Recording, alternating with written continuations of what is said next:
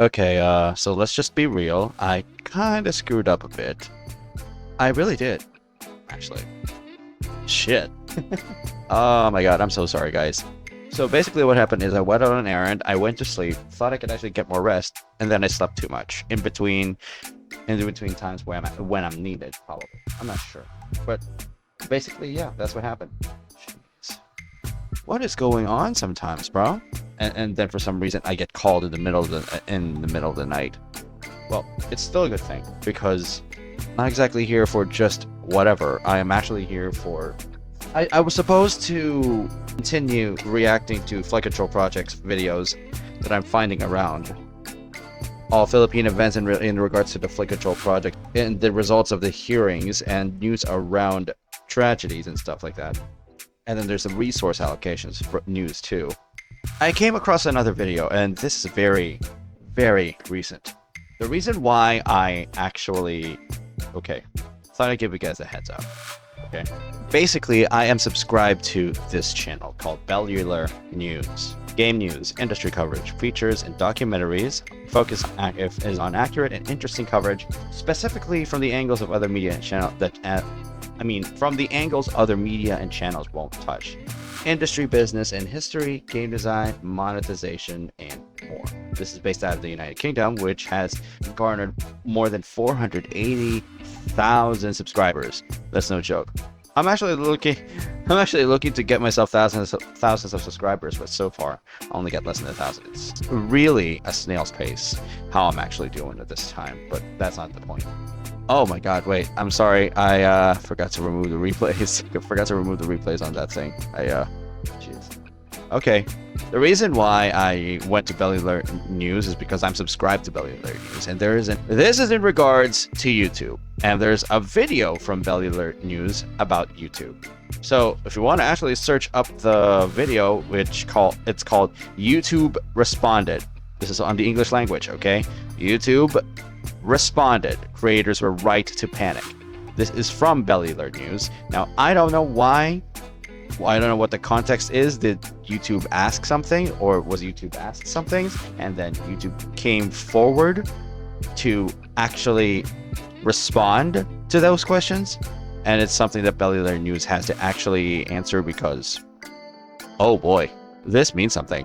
Oh my god, this actually means something, bro. Give me a moment here. I'll just set up a folder for the reaction that I'm doing now. I am not sure exactly of what the content this would be, but this is hella important considering that this does raise concerns about YouTube. I don't know what for, but let's watch for ourselves. Let us watch for ourselves. And we've got a bit of a resolution to it, as well as a bunch of things that are going to impact your experience directly. So, you know that whole situation with YouTube views? Well, now we've YouTube views. Okay, now we get it. Got a bit of a resolution to it, as well as a bunch of things that are going to impact your experience directly. So, it will impact your experience also as a user. Oh boy, that is a big deal. This is a huge deal. YouTube themselves is not to blame for the view count thing, at least not entirely, because the truth is that something did change, and thanks to investigative coders, we actually know exactly what happened to all of those views. But it's not the end of the story, because we need to talk about YouTube's ecosystem. It is changing, and there's a climate of pressure that is, making creators think that a lot of these AI experiments are going to be dangerous to their livelihood. Oh, here we go again with artificial intelligence changing the way how content creation works. Let me just be very, very real to you. AI does good things when it comes to actually defining what the algorithm is on content creation sites such as YouTube. But this is not just influencing the algorithm.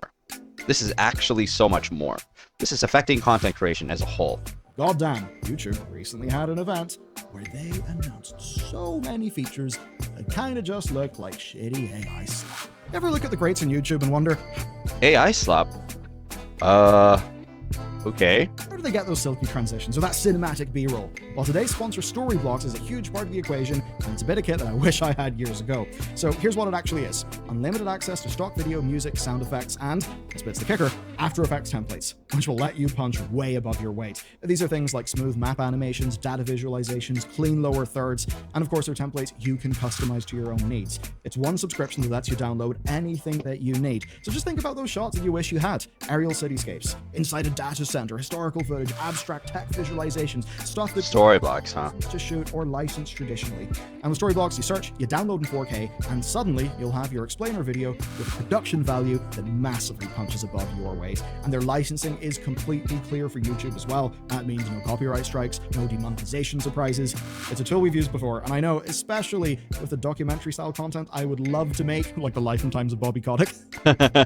Yeah, exactly. I'll be using it. So whether you're just starting out or you're trying to level up your production, check out storyblocks.com/valuer. The link is below. I'll begin in the views thing though. So YouTube gave an update on the situation a few days ago. There's a link in the description, and just like we suggested, restricted was not the sole culprit here. Now they confirmed no meaningful change in the population of the restricted mode recently, and that it's a... Wait, hold on.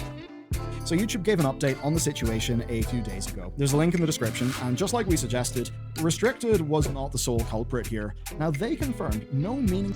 We know seeing your view count drop is frustrating, especially when you can't pinpoint the cause. We've seen a lot of speculation that there is a connection between view count drops and features like restricted mode, and want to clear things up directly. The short answer, restricted mode represents only a small fraction of the daily views on YouTube. There has not been an increase in viewers using restricted mode, and this optional setting is not causing a drop in views. Restricted mode recently, and that it's a separate feature from the age protection rules. But here's the key part. They are, quote, not using AI to automatically enable restricted mode for viewers. And according to YouTube, all their systems are working correctly, and they weren't trying to gaslight everyone. But they did suggest that the problem could be multifaceted. They said they couldn't explain the view count drop with one answer. So, what could it be? There have been theories, maybe a return. Some channels that had high-performing videos are now seeing viewership return to their normal baseline. It can feel like a drop, but it's more so a leveling off after a big spike. Every year we see significant shifts in viewership, especially around August as summer ends. This is the normal part of the yearly cycle. Turn to baseline performance, maybe back to school, which I think a lot of us would disregard out of hand as the causal factor here. Maybe it's a better competition between creators. It could. That's true. That is true. Me though. I don't have specific competition because I don't exactly rely on a certain niche. I am doing reaction videos. That itself is not a niche. It's just a hobby. But various creators have already debunked these things to various degrees as being universal problems. YouTube suggested something else, ad blocking software, that might be impacting view reporting accuracy. Now, importantly, they framed this very specifically, that this is not a change in how YouTube counts views. No, it seems the problem is actually somewhere else. And here's the thing, YouTube still counts views that they can see. But as it turns out, many of your views have been invisible to them. And even right now, are invisible to them, even if you are watching this video. Yes, you could be watching my face, thinking that you are viewing a thing on YouTube, and that view would be counted, but actually, there's a massive chance it isn't. So, one day after Oh my god. YouTube's post, YouTuber Theo Joe took them at their word. If the problem wasn't YouTube's fault, then it must be somewhere else. And that triggered a memory. You see, he had once blocked some YouTube telemetry URLs that were tracking user activity. One time, a while back, I had blocked some YouTube telemetry URL. Universal was the link, actually. I didn't know why until later, but after that point, YouTube kept recommending me videos I already watched. As if I never viewed it. Theory. What if someone switching to MV3 ad blockers is doing something similar? They might have to block ads in a different manner, which is literally blocking the browser sending playback data. The result, he kept getting recommended a video, as if he had never watched it. Then some digging found more evidence. Ad blockers like uBlock Origin work through a block list of URLs, and that block list got updated with text blocking youtube.com/API/stat. The new view, the YouTube view jobs are because of the easy privacy list adding the URL that on August 11th, causing ad blockers to block view counting telemetry. Huh. ATR. Now, when do you think this was merged into the AdBlock extensions? August 12th. Right when the problem was pushed to Chrome Web Store the next day. first noticed. So, yeah, give yourself a gold star if you guessed that one right. As Theo Joe put it, this kind of explains Explains all the rest. Desktop views are affected only. RPM stays the same because the disappeared views were from those using ad blockers anyway. Relative likes go up because it's not blocking interaction. Basically, the root problem that YouTube is saying is it's coming from YouTube. It's from ad blockers. everything, including a lot of the things that I put forward in my initial coverage, that the desktop views were the only ones being impacted, that RPMs were staying the same, of course, because the disappearing views came from users with adblock, and that relative like ratios were going up because interaction tracking was still working. Others validate this theory. Jeff Kierling, another YouTuber, dug into the same evidence, and he noticed that this URL was added and then removed from the block list back in 2021. Meanwhile, Scratchy, the original dev who added the URL, created a guide for manual overrides. If you would like to re-enable view counting via uBlock and other content filters, use this new filter list. It should override easy privacy or other lists that may be blocking the endpoint for tracking purposes. Okay. We won't want this tracker for privacy reasons, but yeah, the impact on creators did have everyone spooked, and justifiably so. Look, this doesn't appear to be YouTube's fault. That's kind of why we're talking about it today in this way. And in the last video, look, I'd left the door open for an answer because they don't appear as restricted on YouTube Studio. I'm not super convinced on any one theory here. It does seem something is up though. Had a bunch of theories, and ultimately I did think it was adblock related, but we didn't just completely know yet. And this brings up a core tension. We're dealing with an audience avoiding advertisements, and I get it, they're annoying. Now, the knock-on effect in views, that is something that everyone needs to factor into sponsor conversations, because now sponsors will be getting loads of views that YouTube can't track. And that's a little bit of a problem because, well, if it's a burnt-in sponsor, people will be seeing that.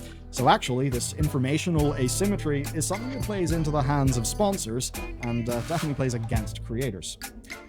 Basically, basically the views are going right to sponsors instead.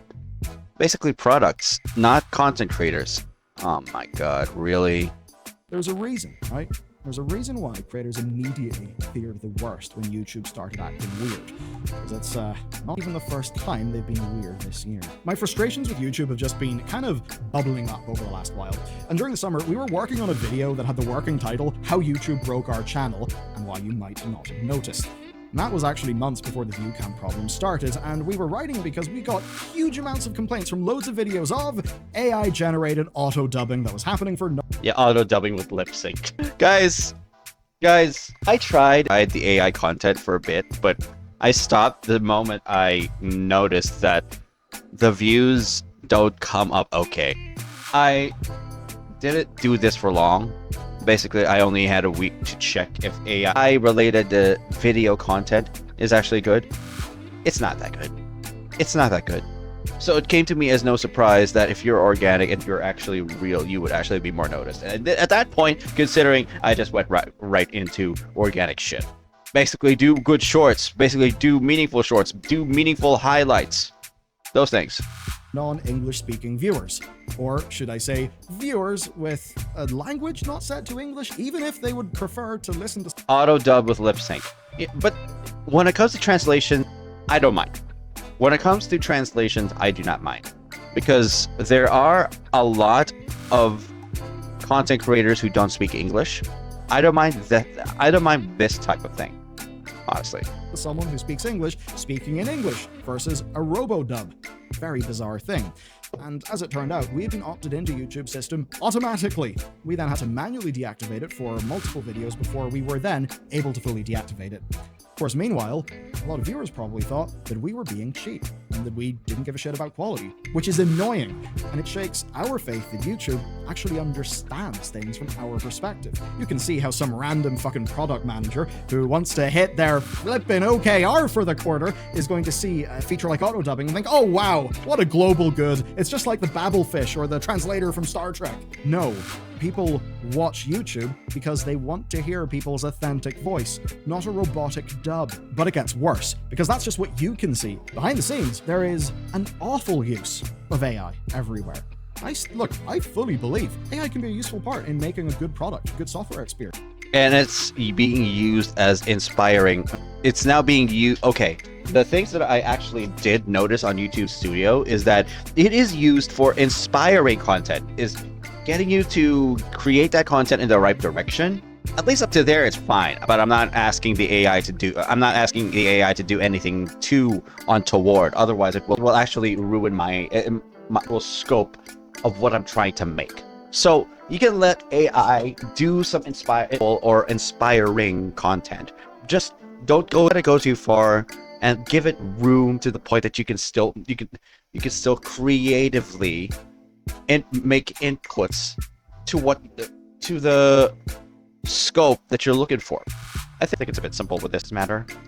But you can't just ram it into everything. You see, we've got this trend where there are new services available on APIs, and we've got a lot of companies wanting to try and use those services. But the thing is, quite often, it's people who understand the AI trying to apply the AI to something that they do not understand. If you want an AI integration to work correctly, it needs to be done by somebody who actually understands the scope of their job and can then tastefully use the AI thing to help their job. As an example, there have been some cool things regarding video ingest and like tagging and stuff to improve the shitty bits of editor workflows. That's the sort of thing that's great, but a complete contrast to the other side of AI being used in video, which is just the infinite generation of weird slop videos, which I'm sure you have all seen far too much of.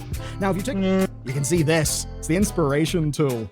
It's awful, guys. It is awful. It suggests ideas, titles, and thumbnails. I'm pretty good at making thumbnails and writing titles. YouTube's are bad. Really bad. They were clearly implemented. I tried to get YouTube to get a thumbnail together.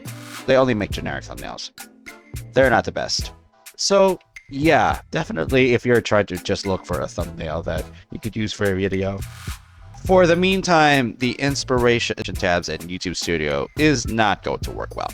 By people who don't actually know what they're doing, because they're probably not creators, they're probably not customer facing and customer first. For shorts, you can now generate backgrounds for any audio that you want. Same goes for AI prompts when you look at the comments. Yeah, YouTube doesn't even want us responding to you in our voice. Seriously, whenever I scroll into comments in YouTube Studio, genuinely great analysis. Can't believe I haven't seen this take everywhere recently. Maybe, but I have, but you certainly expressed it best. There's just all these little auto replies that it's generated. They're like, yeah. The native replies right there. It's so funny. It's really just so funny. Yeah, good idea. Now what that does is allow me to give you the appearance that I am interacting with you. And that's just really fucking unethical. But here, yeah, you can just respond yourself. Here's the thing. As of last week, all of this stuff just got messier. So, just days after confirming they hadn't changed view count rules, YouTube unveiled new systems at their Made on YouTube event. And look, some of these are great. We can now test multiple thumbnails and titles properly. Now, we've been able to ABC test thumbnails. Ah, okay, ABC test. Okay, yeah. For ages, but that's only so useful because, you know, a title and a thumbnail should be going together instead of one title and 3 thumbnails. So that's a really good tool. And there's some other useful stuff that, I mean, is cool, doesn't really work for us. Stuff like tagging multiple creators in videos, and there are live streaming changes that allow for live reactions, better ads, and better discoverability. And there are better moderation tools where they will flag where your face is being recreated, basically to fight misinformation. So look at that! A good use of AI and ML stuff. But there is more. Google wants DeepMind to prove its value. And I almost feel bad for Demis in a way. It's as if, you know, dude gets passionate about the computer science, wants to solve some real hard problems. And what's it used for? What does the company take it and use it for? Oh, weird slop things. And this does kind of suck. So I'll start with... Guys, if you're going to create content, or at least memes, stop making brain rot content and stop making content that's too easy for people to see. Because even if they are too easy for people to see, it would absolutely not credit you on the surface level. It would only credit the meme entirely, and they would not care about the one who created it. Because you only generated that shit. You wouldn't be credited for anything. You do not have any artistic value. Unless you do have artistic value, and you can actually do something of the equivalent to what the AI does. Seriously. Do something else. If you don't have creative value, do not generate AI slop. Do not even generate. Okay, so I'm going to have to rephrase. Do not create AI slop. Do not create anything that is considered as brain rot. Yeah, exactly. Unless there's a real artistic value on that, unless there is real good sense in a certain topic that you're aiming to give to the audience, you don't have any right to do that. You don't. with a slightly more innocuous one where there's now a chatbot in YouTube Studio that's basically there to give creator support and analysis. I certainly wonder what would have happened whenever all the view counts were going down and someone asked this chatbot. I have a feeling it really wouldn't have a clue. But you know what? Some people find pages upon pages of analytics a little daunting, so maybe this is a relatively innocuous use of the tech. But now for the bad stuff. There's a new feature where shorts can be entirely AI generated. Yes. I am not a fan of this. Fantastic. What if nothing was real? I'm sure users would love that. And when I say entirely generated, I mean that including moving images and songs. Exactly. Unless you have some sort of creative value, unless you have inspiration in regards to AI make content, and if you're just going to generate them using random inputs and the pieces of your mind, unless you give context to those, don't make generative content just because people are going to just look at everything that you do. Please don't. You can also edit your footage with AI, and on full videos, they're expanding their auto-dubbing with lip-syncing services. I don't think that will go well. I think it'll go straight to the uncanny valley, and don't put my face in that shit. But what's weirdest to me is this. Does YouTube really need more content? Like, do they need content so bad that they're happy for it to be basically just fake-generated slop? I mean, it almost seems like that, to the point where now I find it harder to find the videos that I actually want to watch, because whenever I refresh my homepage and browse about, I see so many slop videos and slop channels. Sometimes they're in my recommended box, even though they've got like 300 views and are clearly of no quality. Yet YouTube still puts them in my face and now is making tools to make even more slop. It's bizarre. And it's getting to the degree where YouTube themselves are looking utterly preposterous. They did a 6-minute recap, and the way that they were talking in a very stilted manner of, oh, I'm so excited. Oh, look I could generate a corgi for my short. Do people watch videos? Yeah. I believe that those who are just making AI and just keep debugging their shit, for some reason, I think their minds are being drowned into the success of their AI. They don't look at other perspectives of other people who may or may not appreciate the approach of artificial intelligence shifting the realm of content creation.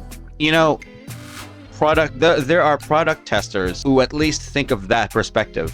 These are just developers who are just finishing up and are just publishing their actual work, and they don't even realize how people think negatively about artificial intelligence affecting content creation like this. It is not all well entirely received, even in the smallest sense. Even in the smallest sense, people should be inspired, yes, but should people abuse generative content? Absolutely, they should not do that. But now, what is happening? There is an abuse of generative content. AI slop is being made, unnecessary brain rot's being made. It makes people, if it makes people laugh with good sense, then fine. There is value on that. But still, there's got to be a line. I know Renee knows what it's like to create video. I just find the whole situation goddamn baffling, because it doesn't seem like anything that anyone with a brain would want to watch. And speaking of that, you looked at Facebook and Twitter lately, where both are inundated with crap that exists purely to just game the system and drive engagement scams. It's bad. So I think the creator reaction does make a lot of sense, because from our perspective, they announced an AI age verification thing. Then we had a significant view count drop. And that's all in the backdrop of real nervousness from creators, where we just want to make videos and give them to you guys so you can watch them. We don't want fake auto-dubbing to happen. We don't want our videos to be clogged out by a bunch of weird AI slop that's taking up space on home screens. If you watch someone else because their video is more interesting to you than mine, I'm happy. But if you never find my video or their video because your home feed is getting inundated with slop, everyone loses, you included, apart from YouTube, but only in the short term. Because while they may be able to juice up some of their numbers by throwing all this shit at the wall to see what sticks, in the long term, user experience matters. And the more YouTube is a degraded experience, full of slop, with low rates of trust, well, then people are going to want to go elsewhere.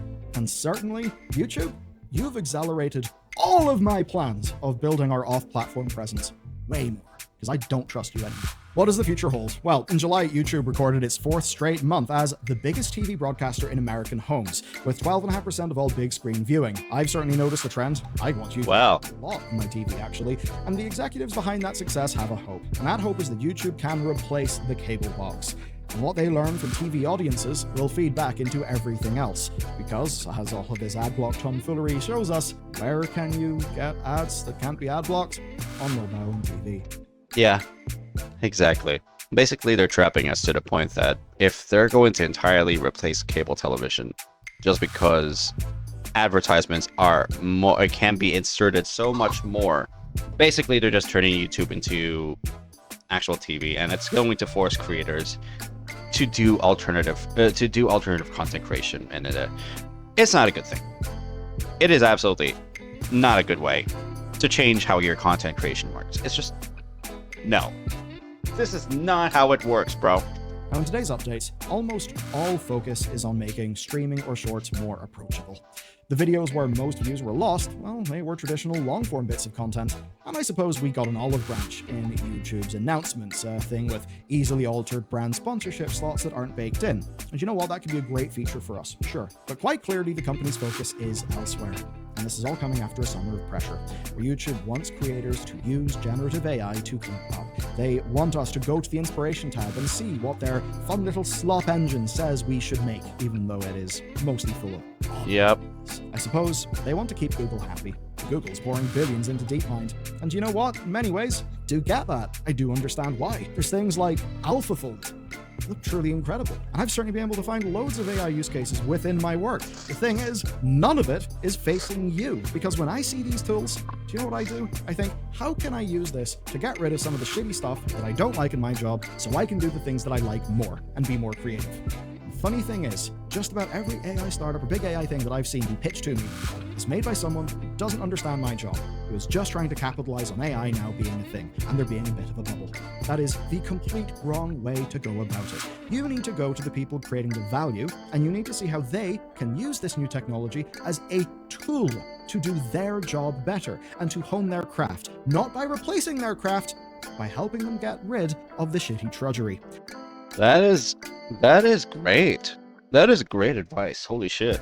For a good example of machine learning and stuff, the World of Warcraft team uses some machine learning stuff to resize helms for different characters. That means that their artists don't have to waste loads of time doing boring, mundane work to make helms fit heads. That's a great use of this tech, and it couldn't be more the opposite of prompting some fresh new slop to upload to YouTube for someone to watch, I guess. This might be a bit controversial, but my hope is that the bubble bit bursts and we can just continue on with the thoughtful use of some of this technology in a way that is not just stupid bubble hype cycle bullshit.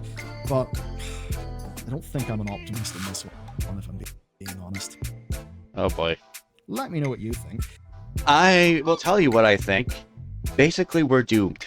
Basically, we're doomed as a consumer and as an audience watcher on YouTube. Because we will be fed things that are not even real. I think, yeah. There are a lot of avenues for content creators. I think that we're just going to be steered into things that are not of our making at any time, and it is not good. It is not good. Yep. I'm really saying that. Not a good thing. Do I have to go off platform now? I don't have money. I don't have a significant amount of money for creation, you know. Do I have to go off platform now? Is YouTube really going to is really going to force me to actually just go rogue or something like that? Because I don't want that to happen. But no. This is just really making me feel like YouTube's changing way too much. It's changing way too much.